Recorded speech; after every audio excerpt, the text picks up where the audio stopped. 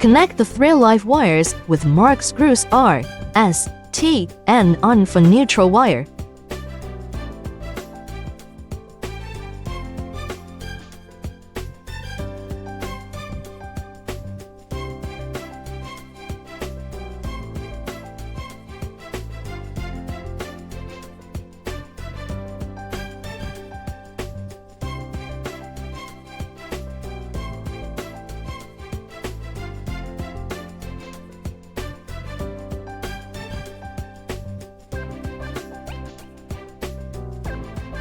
If you connect live wires wrongly, the light of phase sequence relay is red.